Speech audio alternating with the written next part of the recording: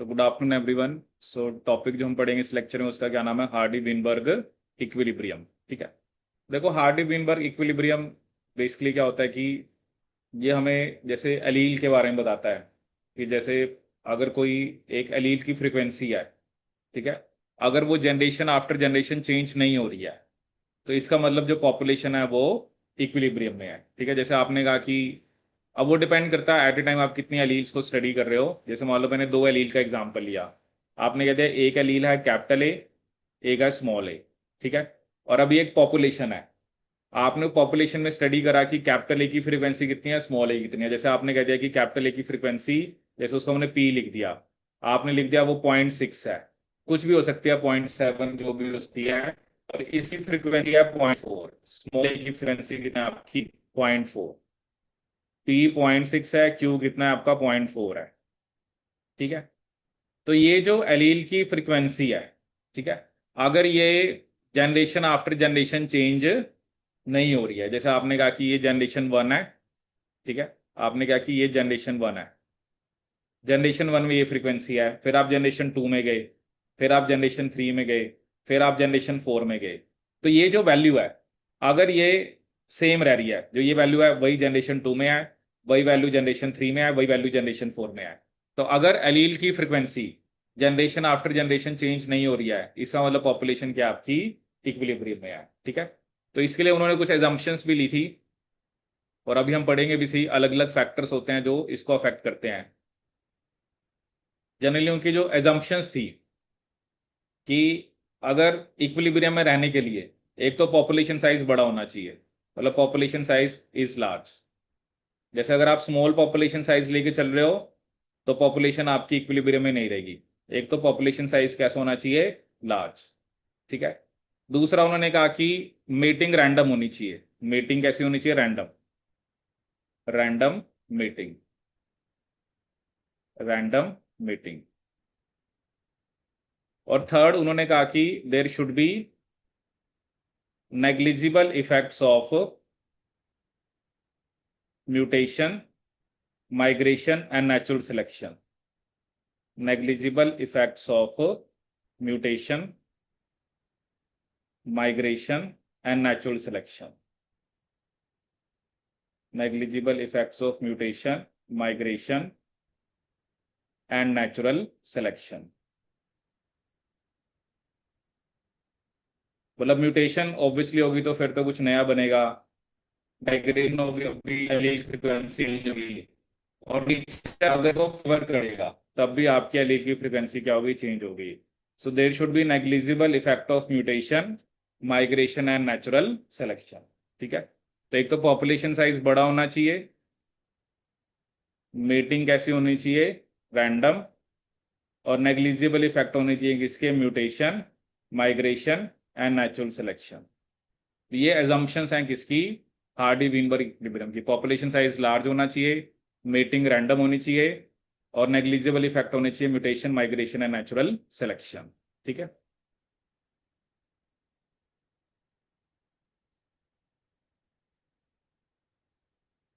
तो जैसा आप यहाँ पे देख भी सकते हो जनरली इसमें हम क्या कहते हैं ना, जैसे अगर आप दो एलील्स लेके चल रहे हो, ठीक है, तो वही जैसे हम पी प्लस क्यू का स्क्वायर करें अगर, तो पी प्लस क्यू का स्क्वायर क्या होता है आपका, P square plus 2pq plus Q square, P square plus 2pq plus Q square. तो पी स्क्वायर हमें किसकी फ्रीक्वेंसी बताएगा, कैपिटल ए की। 2pq हमें किसकी बताएगा, कैपिटल ए स्मॉल ए की। और क्यू स्क्वायर हमें किसकी बताएगा, small A. P square plus 2pq plus Q square. P square हमें किसकी फ्रीक्वेंसी बताएगा, capital A 2pq capital A small A, और क्यू स्क्वायर स्मॉल ए। ठीक है, जैसे यहाँ पे ना अगर आपके पास P square frequency of homozygous dominant genotype, frequency of heterozygous genotype and frequency of homozygous recessive. ठीक है, और बता रखा है कि जो पर्पल है वो पिंक के ऊपर क्या आपका डोमिनेंट है, purple is dominant to pink.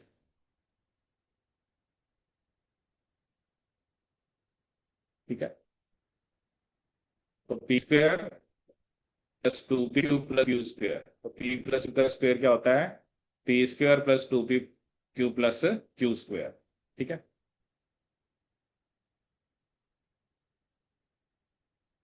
अब इसमें जैसे होता है ना, कई बार आपको नंबर गिवन होता है और आपको एलील की फ्रीक्वेंसी बतानी होती है। जैसे उसने आपको कई बार नंबर दे दिया, जैसे उसने कहा कि जो कैपिटल ए है, मान लो वो 360 है। ठीक है। उसने फॉर एग्जांपल आपको दे दिया कि स्मॉल ए वाले 160 हैं, और जो कैपिटल ए स्मॉल ए वाले कितने आपके, मान लो 480 हैं। ठीक है। अब कई बार तो सिंपल आप निकाल सकते हो, जैसे टोटल ऑब्वियसली ये 1000 है। ठीक है। जैसे एक फॉर्मूला तो बिल्कुल सिंपल ही होता है कि जैसे आपने क्या लिखना है, क्योंकि जो कैपिटल है वो पी स्क्वेयर है। देखो ना, ये आपको दो चीजें याद रखनी पड़ेंगी। एक होती है एलील की फ्रीक्वेंसी, एक होती है जीनोटाइप की फ्रीक्वेंसी। ठीक है। जैसे मान लो मैं आपको एग्जांपल देता हूँ, मान लो हम जेनेटिक्स में डिसऑर्डर्स पढ़ते हैं या डिजीज पढ़ते हैं। ठीक है। अब आपको पता है कि जैसे हमने सिक्कल सेल एनीमिया पढ़ा था, तो आपने कहा था डिजीज किसको होती है, एच बी एस। ठीक है। अब एक होता है वो ये कि एच बी एस की फ्रीक्वेंसी बताओ क्या है। एलील की फ्रीक्वेंसी से डिफरेंट थी, लेकिन जिसको डिजीज होगी, इसका मतलब आपको एच बी एस की फ्रीक्वेंसी बतानी है। ठीक है ना, क्योंकि सिकल सेल एनीमिया एक ऑटोसोमल रिसेसिव डिसऑर्डर है। तो डिजीज तो तभी होगी ना जब उसके अंदर दोनों रिसेसिव एलील होंगी। ठीक है। अगर उसके अंदर एक डोमिनेंट एक रिसेसिव है, उसको डिजीज थोड़ा होती है। तो ये आपने ध्यान रखना है कि एक तो किसकी बताना, एक तो एलील की फ्रीक्वेंसी बताना और एक जीनोटाइप की बताना। ठीक है। जैसे अब यहाँ पे सिंपली आप क्या कर सकते हो, 360 गिवन है, तो ये पी स्क्वेयर होगा, पी स्क्वेयर भी 360/1000। ठीक है। तो यहाँ से पी कितना आ जाएगा, √0.36, और यहाँ से पी कितना आ गया आपके पास, 0.6। मतलब वैसे भी आप क्यू निकाल सकते हो, क्योंकि पी प्लस क्यू 1 होता है, तो क्यू यहाँ से पॉइंट आ जाएगा। अदरवाइज आप क्या निकाल सकते, क्यू स्क्वेयर किसके इक्वल होगा, 160/1000। वो कितना आ गया आपके पास, क्यू स्क्वायर इज 0.16, तो यहाँ से क्यू कितना आ जाएगा, 0.4। क्यू कितना आ जाएगा, 0.4।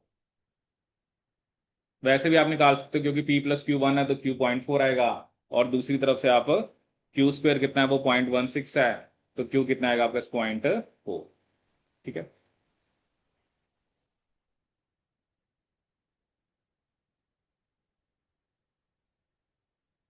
तो एक तो होता है एलील की फ्रीक्वेंसी, और एक होती है आपकी जो स्पेसिफिक जीनोटाइप है उसकी फ्रीक्वेंसी।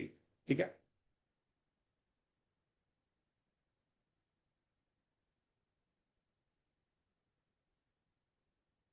जैसे अभी हम एक दो और भी फॉर्मूले देखेंगे। ठीक है। जैसे अब ये देखो क्या लिखा हुआ है, कंडीशंस क्या है। वो कह रहा है कि जो हार्डी विनबर्ग थ्योरम है, वो एक डिस्क्राइब किसको करती है, hypothetical population that is not evolving. क्योंकि अगर कोई चीज इवॉल्व कर रही है तो इसका मतलब उसमें कुछ ना कुछ चेंज आ रहा है ना। जबकि आप कह रहे हो कि जो एलील की फ्रीक्वेंसी है, वो जनरेशन आफ्टर जनरेशन क्या रहनी चाहिए आपकी, सेम। ठीक है। It has a model which has assumption. एक तो म्यूटेशन नहीं होनी चाहिए, जो मैंने आपको पहले ही बताया। मेटिंग रैंडम होनी चाहिए, नेचुरल सिलेक्शन नहीं होना चाहिए। ठीक है। पॉपुलेशन का साइज बड़ा होना चाहिए, और there should be no gene flow. अभी मैं आपको लिखवाऊंगा भी सही कि ऐसे 5 फैक्टर्स होते हैं जो हार्डी विनबर्ग इक्विलिब्रियम को अफेक्ट करते हैं।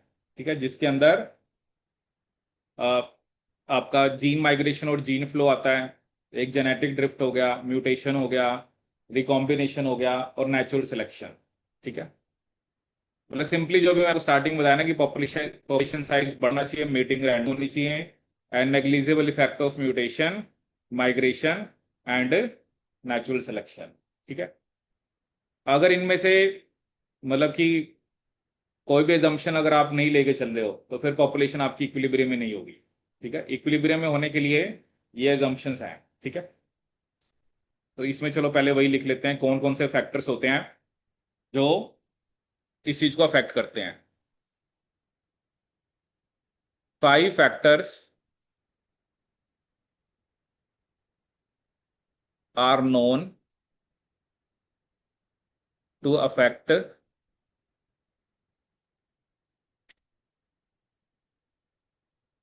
5 factors are known to affect Hardy-Weinberg equilibrium.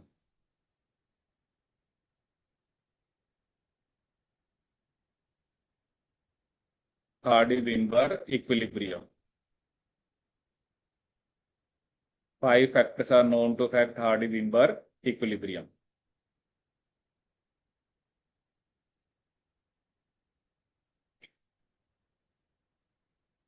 पहला यहां पर जीन माइग्रेशन और gene flow,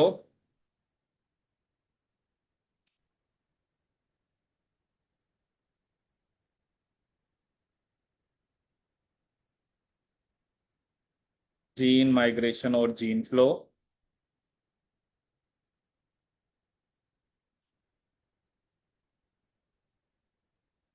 second is genetic drift और सीवो लाइट इफेक्ट। जेनेटिक ड्रिफ्ट और सीवो लाइट इफेक्ट।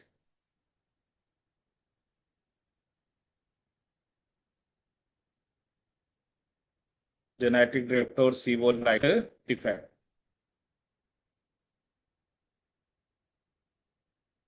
जेनेटिक ड्रिफ्ट और सीवो लाइट इफेक्ट। ठीक है। तीसरा यहां पर है आपका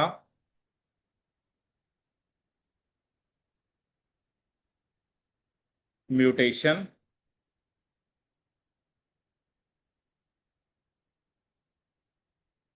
Then we have your recombination,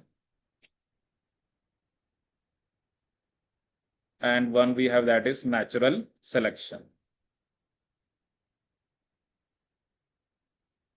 gene migration और जीन फ्लो, जेनेटिक ड्रिफ्ट और सीवो लाइट इफेक्ट। जैसे अब जो जेनेटिक ड्रिफ्ट है ना, वो स्मॉल पॉपुलेशन साइज पे ऑपरेट होती है। तो जैसे आपने पॉपुलेशन का साइज पहले ही बड़ा ले लिया तो इसका इफेक्ट नहीं आएगा, क्योंकि जेनेटिक ड्रिफ्ट का जब हम बात करते हैं it operates on smaller population size. It operates on small population size. It operates on smaller population size. Smaller population size. तो जेनेटिक ड्रिफ्ट किसके ऊपर ऑपरेट होती है? स्मॉलर पॉपुलेशन साइज के ऊपर। ठीक है। अब इसमें हम देखते हैं कि ये जीन फ्लो क्या होता है। तो इसके अंदर लिखिए एक दो points. When migration of A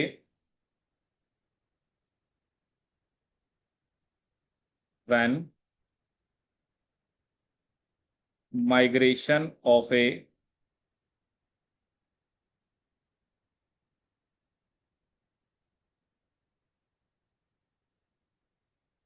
section of population, when migration of a section of population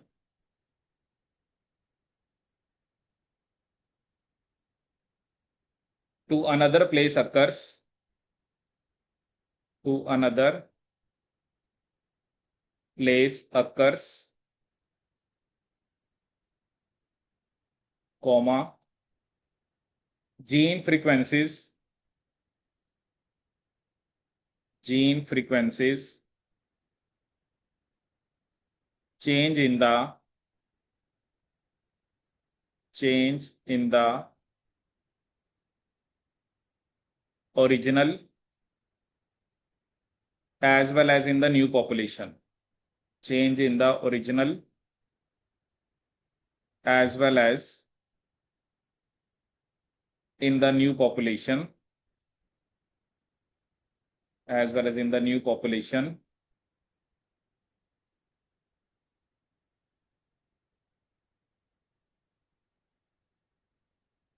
New genes slash alleles, new genes slash alleles are added to the new population,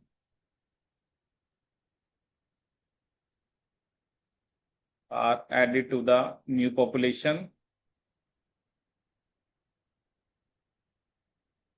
and these are lost from the old population. are added to the new population,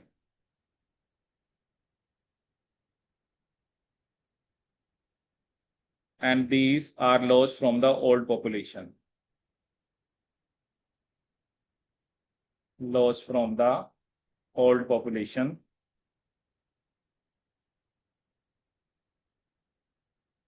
These are lost from the old population.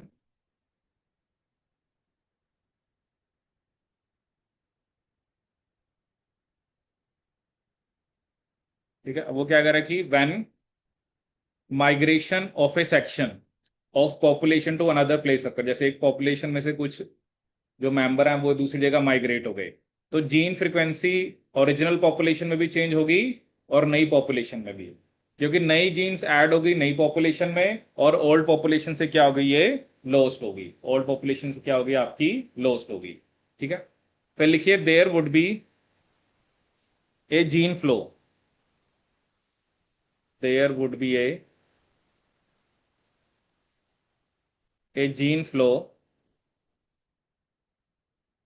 there would be a gene flow if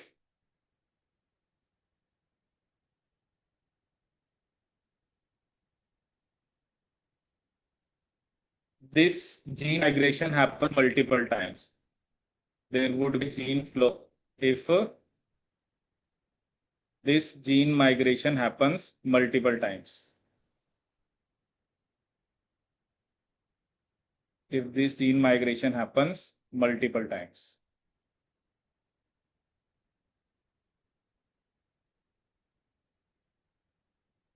If this gene migration happens multiple times. There would be a gene flow if this gene migration happens multiple times. If the same change occurs by chance. If the same change occurs by chance, if the same change occurs by chance, comma, it is called genetic drift. It is called genetic drift.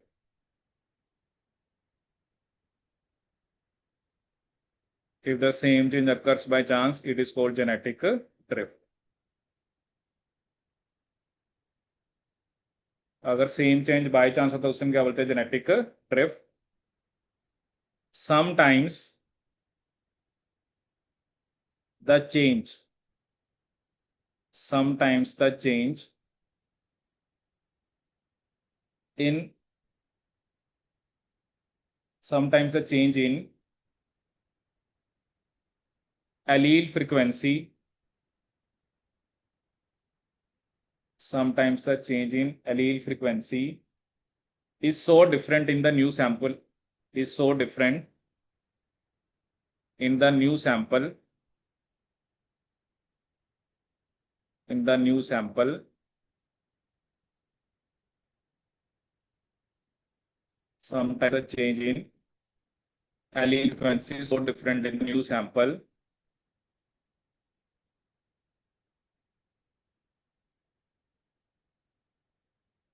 of population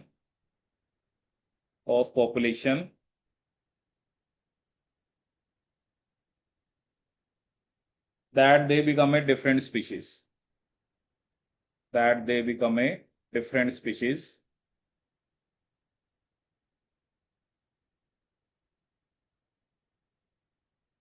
that they become a different species, different species. The original drifted population, the original drifted population becomes founders. The original drifted population becomes founders.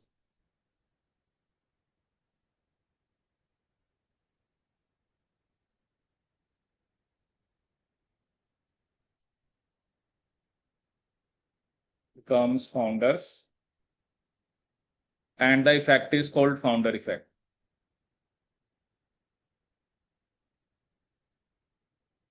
and the effect is called founder effect.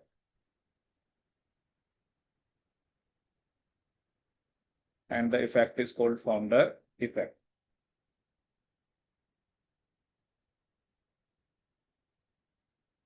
ठीक है.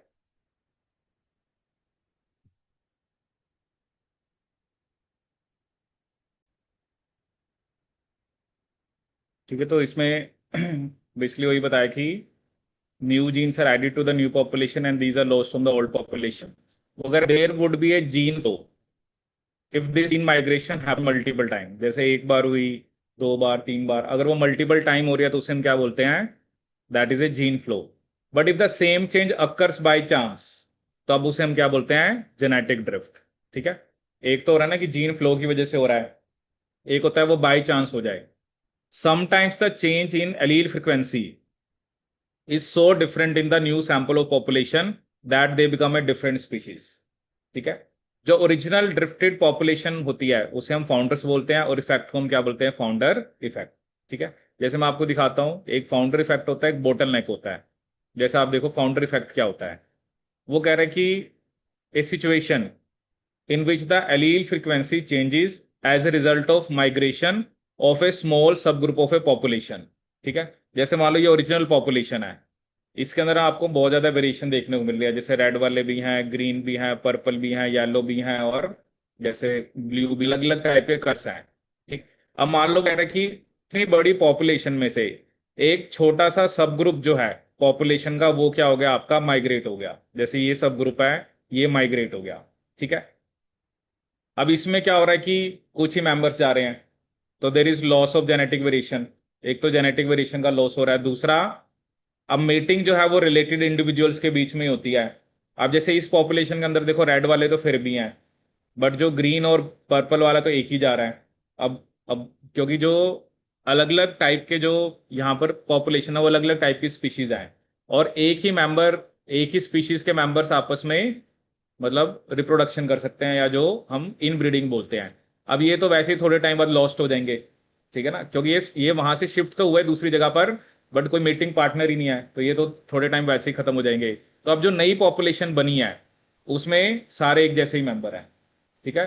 तो क्योंकि मान लो ये पहले वहां पर थे ही नहीं जहां पर ये गए, तो वहां के लिए फाउंडर ही हो गए ना. और ये पॉपुलेशन जो है it is quite different from the original population. ठीक है. So it results in less genetic diversity in the new population. इसकी वजह से जो जेनेटिक डाइवर्सिटी है वो कम हो जाती है. ठीक है. एक होता है बोटल नेक इफेक्ट. बोटल नेक इफेक्ट की जनरली हम बात तब करते हैं जब मान लो कोई कोई नेचुरल कैलेमिटी आ जाए. जैसे मान लो कहीं पर कोई, मान लो कोई भी, हम जैसे नेचुरल कैलेमिटी की बात कर सकते हैं. नेचुरल कैलेमिटी का मतलब मान लो कहीं पर, मान लो फ्लड आ गया, कहीं पर मान लो जैसे अर्थक्वेक आ गया. ठीक है. कहीं पर सुनामी आ गई. अब इसमें तो क्या होगा ना, इसमें कोई ऐसा तो है नहीं कोई स्ट्रांग है वो बच जाएगा, या जो वीक है वो नहीं बच पाएंगे. ठीक है. अब इसमें इस चीज को समझाने के लिए उन्होंने जैसे एक पेरेंट पॉपुलेशन ली. जैसे पेरेंट पॉपुलेशन के अंदर आपको अलग अलग टाइप के थे हैं, तो उन्होंने कहा कि नेक में होंगे ना बस वही सर्वाइव करेंगे. ठीक है ना.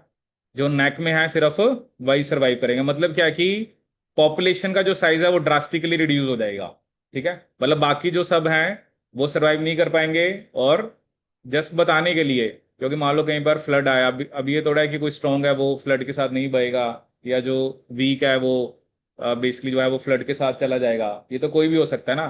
तो there is a drastic reduction in population. तो उसने सिर्फ एक एग्जाम्पल समझाने के लिए कि जो नेक में है बस वो सर्वाइव करेंगे, बाकी सब जो है वो सर्वाइव नहीं कर पाएंगे. अब मान लो पहले पॉपुलेशन में आपको येलो वाले ज्यादा दिख रहे हैं. ठीक है. लेकिन अब जो सर्वाइव करे मान लो उसमें ब्लू वाले ज्यादा थे. जितने भी बचे आउट ऑफ, क्योंकि पॉपुलेशन पहले बहुत बड़ी थी, बड़ा पॉपुलेशन में से कुछ ही रह गए, बट पहले येलो वाले ज्यादा थे, ब्लू कम थे. अब बाय चांस क्या हुआ, ब्लू वाले ज्यादा बच गए. तो क्या होगा, नेक्स्ट जनरेशन के अंदर कौन से वाले ज्यादा हो गए? ब्लू वाले. अब इसकी वजह से क्या हुआ ना, अब आपकी जो पॉपुलेशन है वो इक्विलिब्रियम नहीं है. ठीक है. तो एक फाउंडर इफेक्ट बोलते हैं और एक बोटल नेक. बोटल नेक इफेक्ट की हम बात कब करते हैं? जब कोई नेचुरल कैलेमिटी आ जाए, कोई फ्लड आ जाए, अर्थक्वेक आ जाए, सुनामी आ जाए, तो उसकी वजह से there is a drastic reduction in population size. अब उसमें से कुछ आपके सर्वाइव करेंगे, ठीक है, और वो वही फिर आपके नेक्स्ट जनरेशन के अंदर, अगली जनरेशन में फिर जैसे ब्लू वाले ज़्यादा बेसिकली बच गए तो नेक्स्ट जनरेशन में ब्लू वालों का नंबर बढ़ जाएगा, ठीक है। तो एक होता है आपका फाउंडर इफेक्ट, दूसरा हमने किसकी बात करी, बोटल नेक इफेक्ट की, ठीक है। तो ये मैंने आपको बताया। अब इसमें जैसे ये एक और फॉर्मूला होता है जिससे हम बेसिकली आपकी फ्रीक्वेंसी निकालते हैं, ठीक है। जैसे क्या होता है, अगर आपके पास कोई भी पॉपुलेशन है, तो जैसे मुझे एलील ए की फ्रीक्वेंसी बतानी है, ठीक है, तो उसके लिए फॉर्मूला क्या होता है, 2 × number of capital a plus number of capital A small A by 2 × total number. अगर मुझे पी निकालना है तो उसके लिए क्या फॉर्मूला है, twice into number of capital a plus number of capital A small A by 2n। और अगर मुझे फ्रीक्वेंसी एलील स्मॉल ए की निकालनी है तो उसके लिए क्या है, 2 × number of small a plus number of capital A small A by 2 × n total, ठीक है। वैसे अगर जीनोटाइप की फ्रीक्वेंसी बतानी है तो वो तो जितना उसका नंबर है बाय टोटल, जैसे एन ए कैपिटल ए निकालना है तो number of capital A by N total, capital A small A बताना है तो number of capital A small A by N total number, और अगर फ्रीक्वेंसी ऑफ स्मॉल ए बतानी है तो number of small A by total, ठीक है। अब जैसे देखो ये पॉपुलेशन 1 है, इसके अंदर आप देख रहे हो कि कैपिटल ए कितने हैं, 90, कैपिटल ए स्मॉल है 40 और स्मॉल है 70।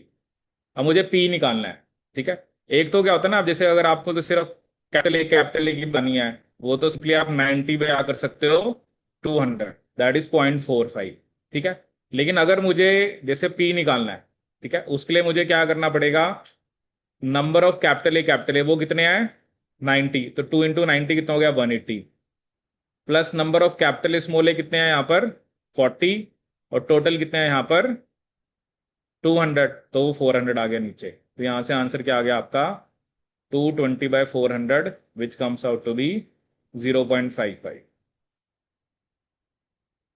ठीक है। ऑब्वियसली पी आ गया तो क्यू वैसे भी पता लग जाएगा, बस उसका भी फॉर्मूला है, उसमें twice into number of small a plus number of capital A small A by 2 × total number. तो स्मॉल ए वाले कितने हैं यहाँ पर 70, तो 2 × 70 140 प्लस 40/400 ये आ गया। अब एक तो पॉपुलेशन 1 है जिसमें मोस्टली होमोजाइगोट है, दूसरे में वो कह रहा है हेट्रोजाइगोट ज्यादा है, जैसे इसमें कैपिटल ए स्मॉल ए ज्यादा है, तो कैपिटल ए 45 है, फॉर्मूला सेम 2 × 55 90 + 130/400, इधर भी 2 × 25 50 प्लस 130/400, वो 0.45 आ गया। एक होता है जीनोटाइप का फ्रीक्वेंसी बताना और एक होता है एलील की फ्रीक्वेंसी बताना, दोनों में क्या है आपका फर्क है। जैसे मान लो मैंने आपको एक स्टार्टिंग में बताया था, कई बार तो उससे भी निकल जाती है, एक बार दोबारा उसको देख लेते हैं कि सेम आ रहा है, जैसे ये हमने किया था। अब मैं देखता हूं, अगर मैं पी इस फॉर्मूले से निकाल के देखूं तब देखता हूं क्या आता है, 2 × 360 प्लस 480/2000, तो ये कितना आ रहा है, 2 × 360 कितना हो गया 720 प्लस 480/2000, ये कितना आ गया आपके पास 1200/2000, ये 0.6 ही आ रहा है। अब कई बार ना ऐसे सेम नहीं आता है, कई बार जो है ना, जैसे आप, जैसे अब इसमें तो हमने 360,000 से कर लिया तब भी आ गया, लेकिन आप देखो जो क्वेश्चन अभी हमने करा, ठीक है, जो अभी हमने ये वाला क्वेश्चन किया, अगर इसमें आप 90 को 200 से डिवाइड कर रहे हो तो वो तो 0.45 आ रहा है। वैसे वही हो गया ना कि कैपिटल ए 90 है, कैपिटल ए स्मॉल ए 40 है, स्मॉल ए 70 है। अब इसको हम क्या मान के चलते हैं पी स्क्वेयर। अब या तो आप 90/2000 या एक बार इसका वो करना अंडर रूट करना, कितना आ रहा है 0.45 का, क्योंकि उसमें 90 बाय आपने करा 200 तो वो 0.45 आ गया, अंडर रूट ऑफ 0.45 कितना आ रहा है। अब देखो ना गलत आ रहा है ना फिर वो, कई बार तो क्या होता है कि आप सिंपली पी स्क्वेयर लिखा, जैसे अभी देखो इसमें मैंने क्या किया था, जो मैंने आपको सिंपल बताया था 360 का मतलब वो पी स्क्वेयर है, तो वहां से पी कितना आ गया 0.6, इस फॉर्मूले से भी 0.6 आ रहा है। लेकिन अगर मैं इसी को यहां पर अप्लाई कर रहा हूं, यहां पर ई स्क्वायर आपका 90/200, वो 0.45 आ गया, लेकिन पी आपका कितना आ रहा है, 0.6 कुछ आ रहा है, तो वो गलत है। और जब मैं इस फॉर्मूले से कर रहा हूं तो मेरा आंसर 0.55 आ रहा है। तो जनरली अगर ऐसा क्वेश्चन आता है ना, तो आप फॉर्मूले से, फॉर्मूला बेस करो उसे। अगर आपको होमोजाइगस और हेट्रोजाइगस का नंबर पता है, अब यहां पर वही है ना कि आपको ट्वाइस होमोजाइगस का लेना है, इधर भी ट्वाइस होमोजाइगस का लेना है, बट इधर दोनों डोमिनेंट है, इधर दोनों रिसेसिव हैं। इधर हेट्रोजाइगस लेना है और इधर 2 × n टोटल लेना है। ठीक है। और हमने यहां पर फ्रीक्वेंसी ऑफ जीनोटाइप भी क्या कर लिया आपकी, कैलकुलेट। आया समझ में ये? अब मेन जो होते हैं ना एग्जाम में क्वेश्चन आते हैं, क्योंकि मेन आपने एग्जाम में जो क्वेश्चन आते हैं उसी को समझना है। ठीक है। जैसे एक दो क्वेश्चन मैं आपको कराता हूं, क्योंकि इसमें आप जितनी प्रैक्टिस करोगे उतना आपका जो है वो उतना बेटर हो जाएगा। जैसे अभी चलो मैं आपको सिलेक्शन भी बताऊंगा 3 टाइप का।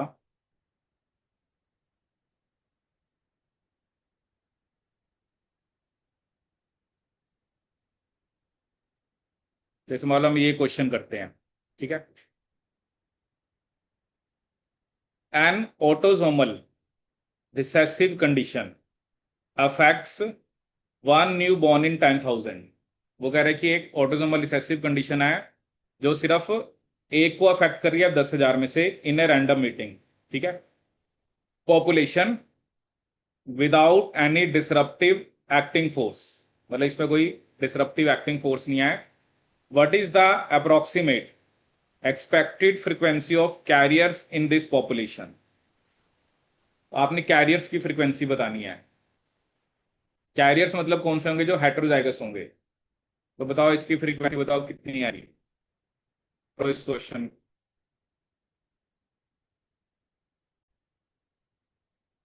ठीक है, देखो यहाँ पे आपको क्वेश्चन क्या गिवन है, एक ऑटोसोमल रिसेसिव कंडीशन है that affects one new born in 10,000 in a random meeting population without any disruptive acting force. ठीक है। देखो वन न्यू बॉर्न इन 10,000 का मतलब आपको क्यू स्क्वेयर गिवन है। क्यू स्क्वेयर कितना है, 1 इन 10,000, मतलब 1/10⁴। या क्यू स्क्वेयर को मैं क्या लिख सकता हूँ, 10⁻⁻⁴। तो यहाँ से क्यू कितना आ जाएगा, 10⁻⁻2, या जिसको आप लिख सकते हो 0.01। ठीक है। क्योंकि कैरियर्स का मतलब क्या है, मुझे 2p q निकालना है। ठीक है। अब यहाँ से q आ गया, अब मुझे पता है कि p+q किसके इक्वल होता है, 1। तो यहाँ से p आ जाएगा 1 - 0.01, which comes out to be 0.99। ठीक है। तो p से कितना आ गया, 0.99। अब मुझे क्या निकालना है, 2p q। तो 2p q विल बी 2 × 0.99 × 0.01। ये आ जाता है आपका 0.0198। या इसको मैं लिख सकता हूँ 0.02, या 2/100। 2/100 का मतलब 1 इन 50। तो इसका आंसर क्या होगा, 1 इन 50 न्यू बॉर्न्स।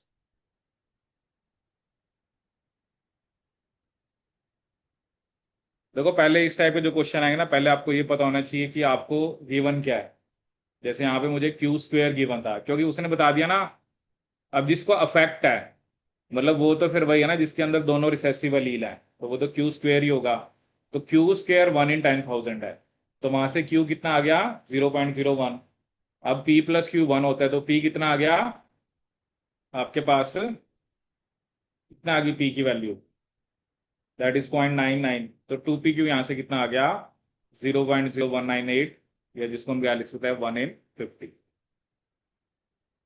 ठीक है।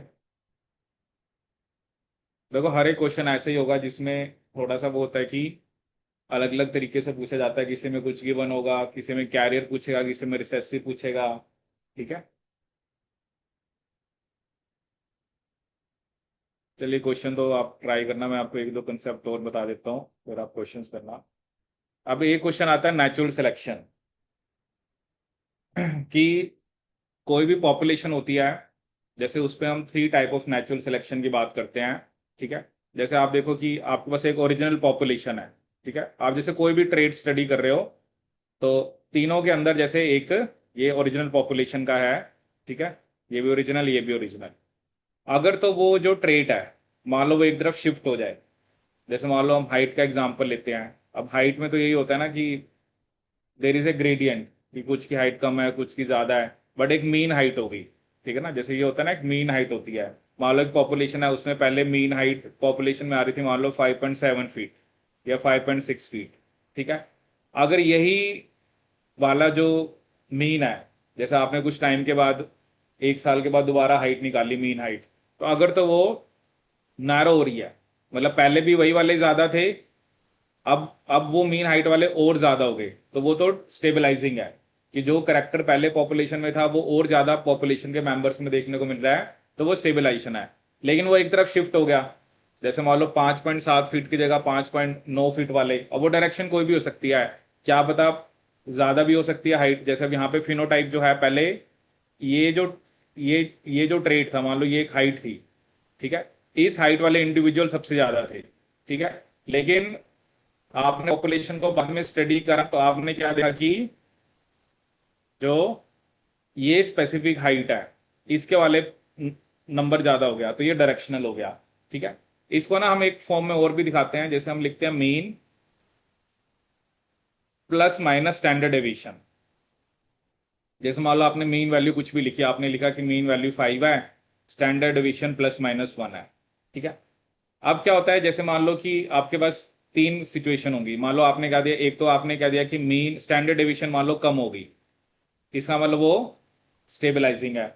लेकिन अगर आपकी मीन वैल्यू ही चेंज होगी, ठीक है, इसका मतलब वो डायरेक्शनल है। इसमें जो डिसरप्टिव होता है, इसमें तो क्या हो रहा है कि जो पहले ट्रेड था ना वो तो बिल्कुल ही कम हो गया, जो मान लो जो हाइट हमने कही थी कम हाइट वाले भी ज्यादा हो गए और ज्यादा हाइट वाले भी ज्यादा हो गए। इसे बोलते हैं बाई मॉडल। इसमें दो मोड आ गए, मोड वही चीज होती है ना जो पॉपुलेशन में ज्यादा टाइम रिपीट होती है, ठीक है। आपको मैंने पढ़ाया ना मीन मीडियन मोड, जब मैंने आपको स्टैटिस्टिक्स बताई थी, तो ये बाई मॉडल हो गया। बाई मॉडल में क्या होता है कि इधर भी मतलब जो एक तो स्टेबलाइजिंग वाला था, क्योंकि स्टेबलाइजिंग वाला जैसे है वो तो एक एक पहले है, जैसे आपने पॉपुलेशन को पहले स्टडी करा। अब उसके बाद क्या हो रहा है, या तो वो मीन करेक्टर जो है वही बढ़ता रहेगा, मतलब बढ़ने का मतलब यह है कि डेविएशन कम होने का मतलब क्या है, पॉपुलेशन के ज्यादातर मेंबर जो है वो मीन वैल्यू की तरफ ही जा रहे हैं, ठीक है, तो वो स्टेबलाइजिंग है। अगर आपका मीन वैल्यू ही चेंज होगी तो वो डायरेक्शनल है। और अगर दो मोड आ गए, जैसे दो मोड का मतलब क्या है कि जो ये हाइट थी इससे कम हाइट वाले भी ज्यादा हो गए, इससे ज्यादा हाइट वाले भी ज्यादा हो गए, तो वो बाई मॉडल है, ठीक है। जैसे मैं आपको एक क्वेश्चन भी दिखाता हूं, जैसे आप ये देखो, ये जैसे उसने हमें एक ड्रोसोफिला का वेट बता रखा है कि 1.8 ±0.445 mg, ठीक है। और यहां पर हमें तीन ग्रुप बता रखे हैं।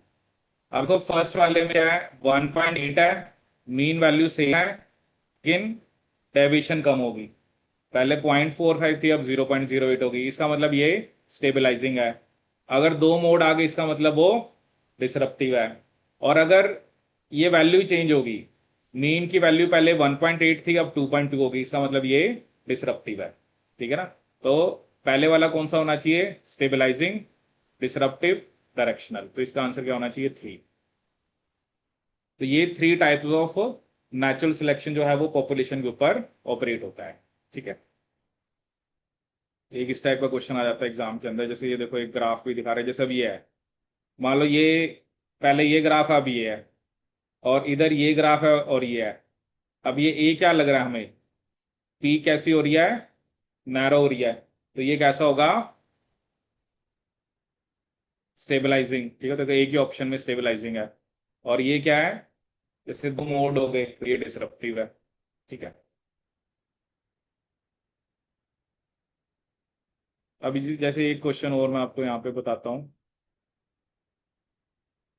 जैसे मान लो ये क्वेश्चन आया, उसने कहा कि in very small population genetic variation is often lost through genetic drift. देखो मैंने आपको स्टार्टिंग में बताया था कि जेनेटिक ड्रिफ्ट जो है वो स्मॉलर पॉपुलेशन साइज के ऊपर ऑपरेट होती है, ठीक है। और जेनेटिक ड्रिफ्ट जब भी होगा तो पॉपुलेशन के अंदर एलील की फ्रीक्वेंसी चेंज होगी, ठीक है। If the population size of mammal, on an isolated island is 50, what percentage of its genetic variation is lost every generation?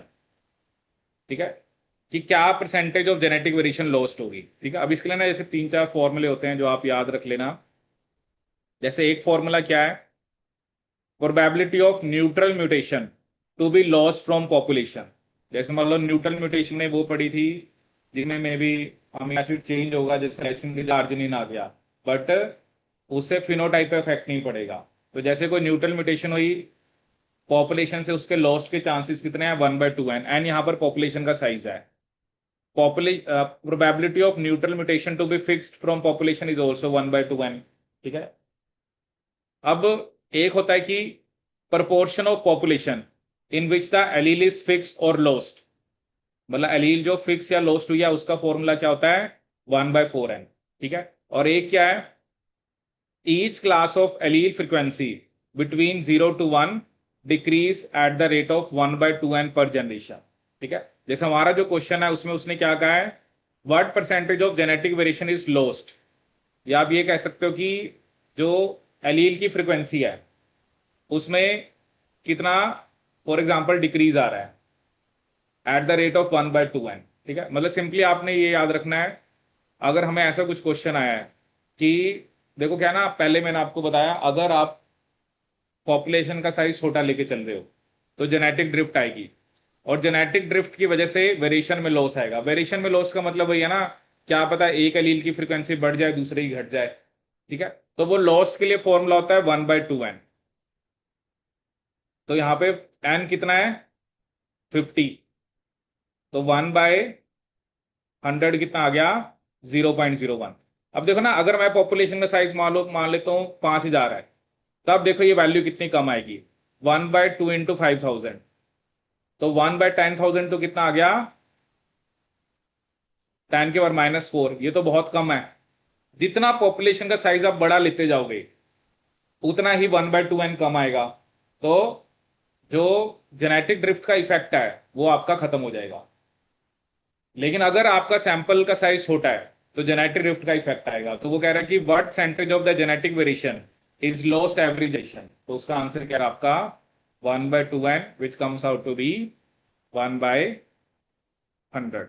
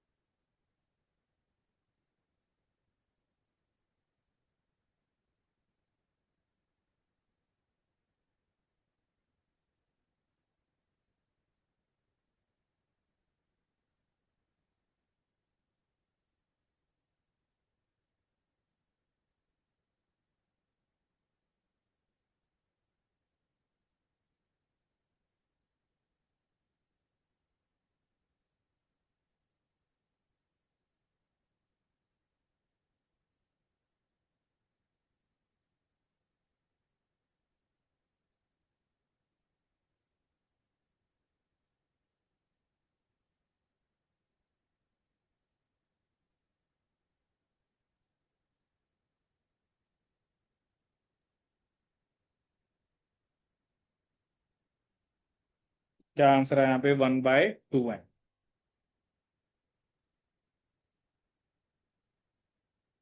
मतलब जैसे आपको ध्यान रखना है ना कि एक तो यहाँ पर चलो अभी हमने न्यूट्रल म्यूटेशन की बात नहीं करी, उसको लॉस्ट या फिक्स है तो उसका आंसर 1/2 है। और प्रोपोर्शन ऑफ पॉपुलेशन जिसमें एलील फिक्स या लॉस्ट होती है वो 1/4n होता है। ठीक है, जैसे अभी ये क्वेश्चन आप वैसे ही ट्राई करना बाद में, जैसे क्वेश्चन लिखा ना कि what is the rate of increase per generation in the proportion of population जिसमें एलील लॉस्ट या फिक्स होती है, तो लॉस्ट और फिक्स जहां पर होगा वहां पर क्या आंसर है आपका, वहां पर आपका क्या लगेगा, 1/4n। ठीक है, दूसरी तरफ उसने क्या लिखा है, what is the rate of decrease per generation in each allele frequency between 0 and 1। तो जो रेट ऑफ डिक्रीज है, उसका फॉर्मूला आपने क्या लगाना है, 1/2n। वैसे तो क्या होता है ना, ये जितने भी इफेक्ट है ना, इनको दिखाने के लिए अलग अलग टाइप की इक्वेशंस होती हैं, ठीक है, उसमें हमें इतना भी जाना नहीं है। क्योंकि एक तो आपने सिंपल हार्डी बीमबर्ग इक्विलिब्रियम लिख दिया, एक आपको क्या ना, जितने जितने आपने कहा कि माइग्रेशन होती है, आपने कहा जीन जेनेटिक ड्रिफ्ट होती है, आपने कहा म्यूटेशन होती है, रिकॉम्बिनेशन होती है। अब इसमें भी पूरा पूरा ऐसे चैप्टर है कि म्यूटेशन को दिखाने के लिए हम क्या फॉर्मूला यूज करेंगे, ठीक है। जैसे एक पता नहीं क्वेश्चन आया भी था, अब वही है ना, वो तो फिर आपको बहुत कुछ पढ़ना पड़ेगा भी, चलो आप बेस पढ़ो भाई। जैसे अभी ये कुछ और ही क्वेश्चन आया था, कहता है in a population of effective size N, rate of neutral mutation देखा है, frequency of heterozygote per nucleotide site at equilibrium between mutation and genetic drift is calculated as. अब इसमें क्या है ना कि वो अलग अलग इफेक्ट दिखा रहा है। जैसे एक पॉपुलेशन है, कहता है उसका इफेक्टिव साइज ये है, रेट ऑफ न्यूट्रल म्यूटेशन हमें दे रखा है, वो कह रहा था frequency of heterozygote per nucleotide site at equilibrium between mutation and genetic drift is calculated as. अब ये तो फिर वही है ना, आपको जो फॉर्मूला है वो आपको ऐसे याद ही करना पड़ेगा। तो इसमें तो ऐसा कुछ आप कर नहीं सकते ना कि, तो मैं आपको भी बता रहा ना, हर एक को दिखाने के लिए अलग अलग टाइप के फॉर्मूले हैं, ठीक है। अभी आप वही है ना, जो सबसे बेसिक क्वेश्चन आता है वो तो यही आते हैं, आपको सिंपली पता हो कि आपको जो डिफरेंट पी क्यू, एक तो कैलकुलेट क्या करना है, पी निकालना है, क्यू निकालना है, पी स्क्वेयर निकालना है, मेन तो पहले आप उस टाइप के क्वेश्चन की प्रैक्टिस करो। और दूसरा, जैसे अभी मैंने आपको बताया कि जैसे ऐसा क्वेश्चन आ गया कि पॉपुलेशन का साइज गिवन है तो कितनी जेनेटिक वेरिएशन लॉस्ट हो गया है, तो उसमें आपको 1/2n लगाना है, बस क्या लगाना है, 1/2n, ठीक है। चलो बाकी इसमें जो क्वेश्चंस हैं वो आप ट्राई करना, ठीक है, फिर उसको हम डिस्कस करेंगे। तो इसके अंदर काफी सारे क्वेश्चंस हैं, तो उससे आपको पता लगेगा कि कैसे हमने इन क्वेश्चंस को ट्राई करना है। तो ये हो गया आपका हार्डी विनबर्ग इक्विलिब्रियम।